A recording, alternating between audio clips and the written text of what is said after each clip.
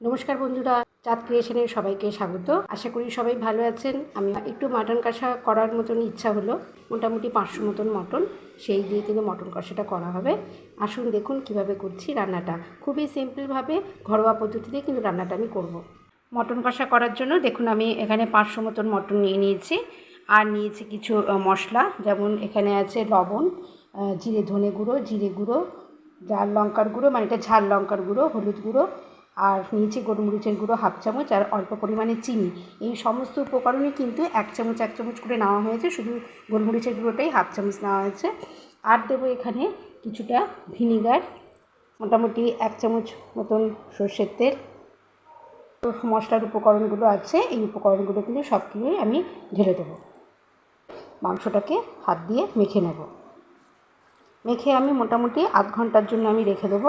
মাংসটা ম্যারিনেট হতে হতে আমি দেখুন এখানে মোটামুটি 3টে বড় আলু আমি কেটে নিয়েছি, 4 টুকরো করে কেটে ভেজে দিয়েছি, আর কুচিয়ে নিয়েছি পেঁয়াজ। এখানে আদা রসুন আর কাঁচা লঙ্কার একটা পেস্ট বানিয়ে নিয়েছি, যেটা আমি গ্রেট করে নিয়েছি। আর এখানে 3টে তেজপাতা নিয়েছি, 3 চামচ মতন, বড় চামচে 3 চামচ তেজপাতা। 3টার সাথে সাথে আমি দিয়ে দেবো পেঁয়াজ কুচি। দেখুন পেঁয়াজটা একটু লাল লাল মতন বলেছিলাম, একটু হালকা ভাজা হলেই আমি মাংসটা দিয়ে দেবো। যে মাংসটা আমি ম্যারিনেট করে রেখেছি, এই ম্যারিনেট করা মাংসটা পুরোটাই আমি দিয়ে দেবো।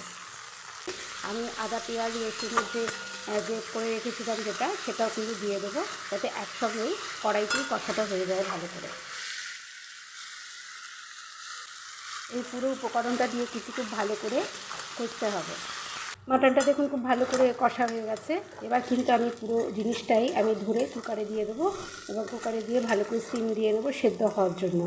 আর বাটিতে দেখুন গরম জল বসিয়ে দিয়েছি, এই জলটাও কিন্তু মাংসটার মধ্যে দিয়ে একবারে কুকারে স্টিম দেওয়ার জন্য দিয়ে দেবো। আর দিয়ে দেবো গোটা গরম মশলা মোটামুটি 4-5টা মতো। মাটন এবং আলু দেখুন কুকারে পুরোটাই আমি দিয়ে দিয়েছি, গরম জল দিয়ে দিয়েছি একবারে।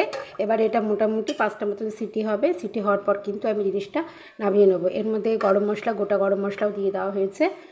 মটন কষা কিন্তু পুরো তৈরি হয়ে গেছে। দেখুন আমি একটা আলাদা জায়গায় ঢেলে নিয়েছি। এবার পরিবেশনের পালা।